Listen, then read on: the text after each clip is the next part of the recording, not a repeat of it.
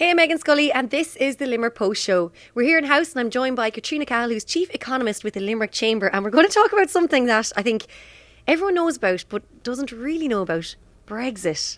So, can you give us what is a simplified version of what exactly is Brexit? Okay, no pressure. So at a basic level, Brexit is the term we use to refer to the UK's decision to leave the EU. So obviously, as a lot of people would be aware, on the 23rd of June 2016, there was a vote in the UK where they were asked just a basic question of, do you want to leave or do you want to remain? And there was a surprising result in that 52% to 48% in leave, which I don't think the majority of people were expecting that outcome. And obviously that vote took place now over 3 years ago, and a lot has happened in the meantime.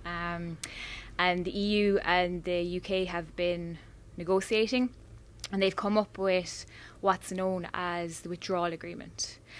Now, the Withdrawal Agreement, it's important to make it clear that it sets out how the UK will leave the EU, not what happens after they do it. Okay. But the problem is that the Withdrawal Agreement, in order for it to come into effect or to be ratified, it has to be voted on by the MPs in Parliament in the UK. And it's gone before them now 3 times, early January, early March, and the 29th of March, which was originally supposed to be exit date, and they extended that now to the 31st of October. But each time it's been shot down. And I think as well, we all see Theresa May is gone now, Boris Johnson's in. So in the middle of all this, they've got new people coming in, new voices, new opinions. So, I mean, it just seems like one big mess. Yeah, I think that's a fair comment. There's been a lot of disruption on the political scene as well, which hasn't helped. But I think, the issue that MPs seem to have with the withdrawal agreement, you can kind of break it down into 3 key areas. The first thing is to do with what's known as the transition period. Okay, so basically that's from the exit date, which is now the 31st of October, up until the 31st of December 2020. That will be known as a transition period. Now, by mutual agreement, they can extend that out to 2022, okay? But within that transition period, nothing will happen. Okay. There will be no significant changes, okay, which is good, because it allows businesses more time to adapt and institutions more time to adapt. But more importantly, it allows the UK and the EU time to decide upon what their future trade relationship is going to look like, right?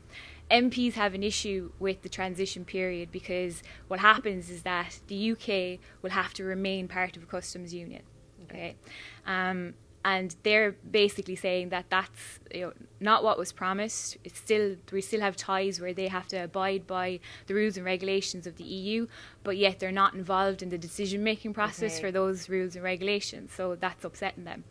The second thing that they're kind of kicking up about is what's known as the financial settlement. Now, in the media, sometimes that's referred to as the divorce settlement. And simply what that is that the UK has to pay money to the EU for the separation.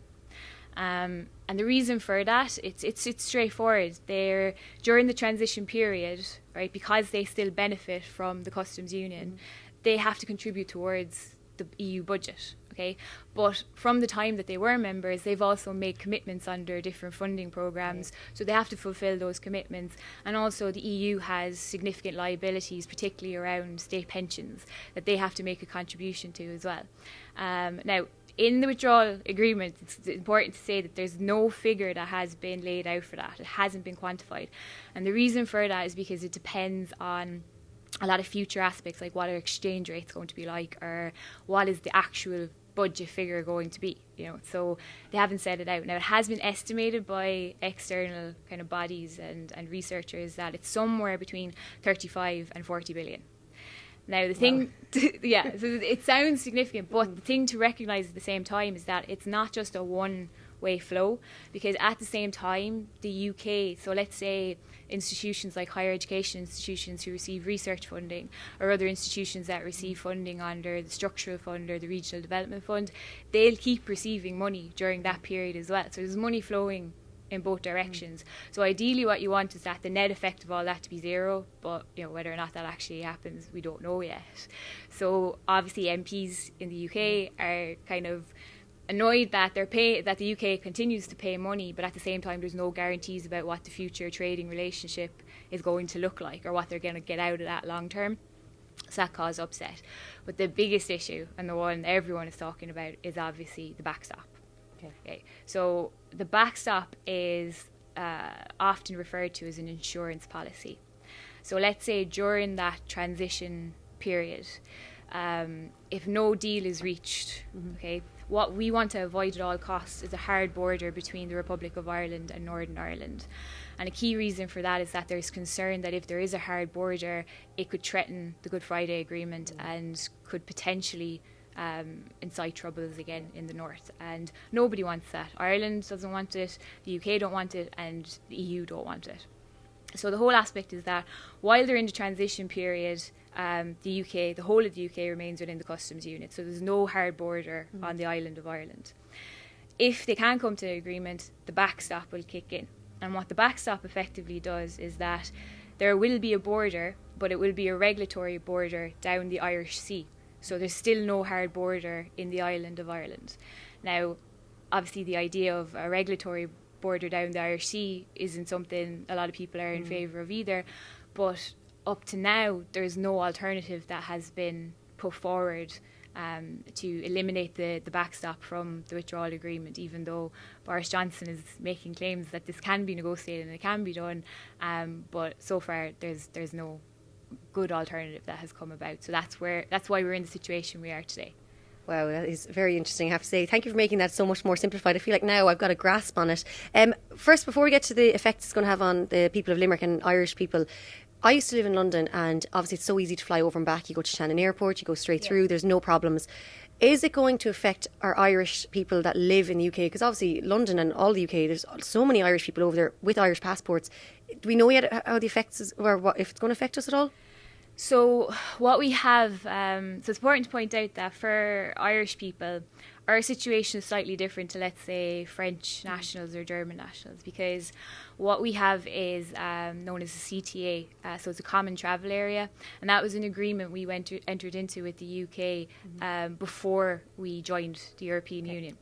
So back in May of this year, both governments made a commitment that the common travel area will remain in place whether or not we have a hard Brexit, okay, which is good. So that means that we can continue as we do to travel back and forth for tourism and to work and to live in the UK, and vice versa for UK citizens. Where the slight grey area is that what it doesn't allow for is, let's say you're an Irish person living in London, but you're married to somebody with a French nationality, right? Just because you, under the CTA, are eligible to live and work in the UK does not mean that your spouse or your family are. Okay, so there's kind of complications there around they'll have to apply under the same terms as other nationals elsewhere for being able to stay in the UK. Okay, wow, that's very interesting and probably answers a lot of questions as to why Irish passports at the moment are pretty backlogged. Now, moving on, so how do you think it's going to affect us we'll say here in Limerick? Like, will it affect us all? I know there's a lot of talk about the meat industry and all that. So do you think, like, when Brexit comes in, is it going to affect, how will it affect the people of Limerick? Okay, so straight off the bat, that's difficult to kind of separate the impact of a region or a city in particular from what's going to happen at a national level. Now, we can estimate and guess at this point, but we can't quantify it so far. So it is fair to say that there will be a negative economic impact, okay? And the ESRI have done work on this, and what they've looked at, and obviously Copenhagen Economics have done a study for the Irish government, and what it's looking like now is that, let's say, if there is an orderly Brexit, so an agreement is made, it's been predicted that output or growth in the economy would be about 2.3% less than if the UK had remained part of the EU. If there is a hard Brexit, that would be 5% less. Okay, so it's a significant difference, but we're being hit either way. A key thing to remember as well is that how that trickles down is if the growth in the economy is slowed down, that will obviously mean less jobs. Okay, so it's been estimated again under the same studies to be somewhere between 45,000 less jobs for an orderly Brexit and over 70,000 for a hard Brexit. Now, what's going to happen in likelihood as well is that the value of the sterling is going to fall, so it's going to depreciate. And what that means for us is that it's more expensive for us to buy things for the UK. So imports are more expensive. But we're kind of being hit from another side as well in the fact that if you have a situation where the competitiveness of our exports is also threatened, there's going to have to be an adjustment of pricing in the economy, just part and parcel of it. And there would be downward pressure on wages. Okay, so we're being hit with the fact that there would be downward pressure on wages as it is, but also our net income in terms of our purchasing power is also going to be hit by the fact that the price of imports are more expensive.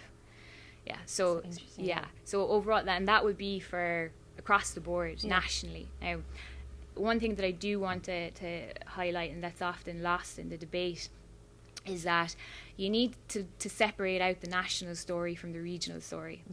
So we have a problem in Ireland in that we don't have balanced regional development. That's why Project Ireland 2040 was brought in by the government last year, to try and grow the regions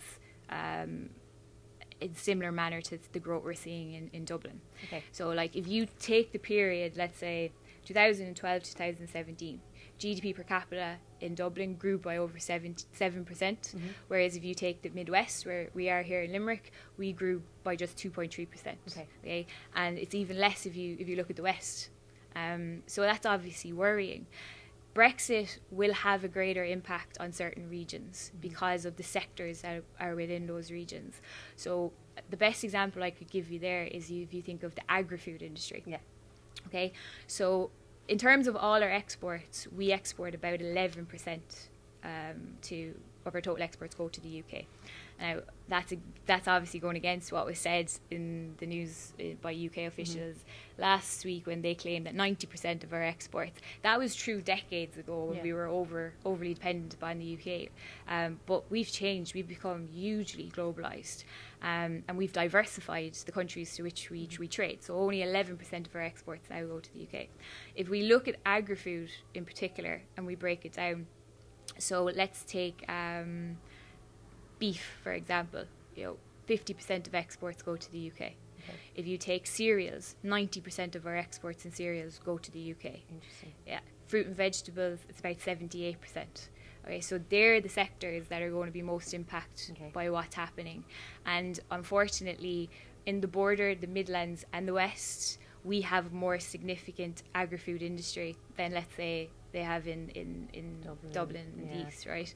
And that's where we're going to see the biggest hit, because about maybe 1 in 12 people work in farming in nationally, but it's 1 in 8 if you break it down by the borders and the Midlands and Midwest. So we will definitely see an impact there. So is the kind of the message, I suppose, really from a local point is to, I know going back to it all, but like to buy local and shop local and keep, what's that saying I used to always say is, keep your business in town, keep your town in business. Like, is that going to have to become a major part? Are we all going to make sure that we're all buying locally and buying Irish? Yeah, I think it's fair to say that SMEs, in particular, Indigenous SMEs, are at huge threat. So I think we should always promote a buy local if we can. Yeah.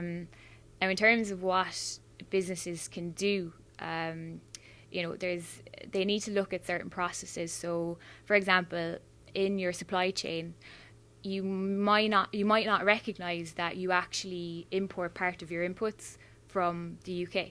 Okay, so what we've been encouraging businesses over the last 2 years is to get a firm understanding of their supply chain and where all that comes from.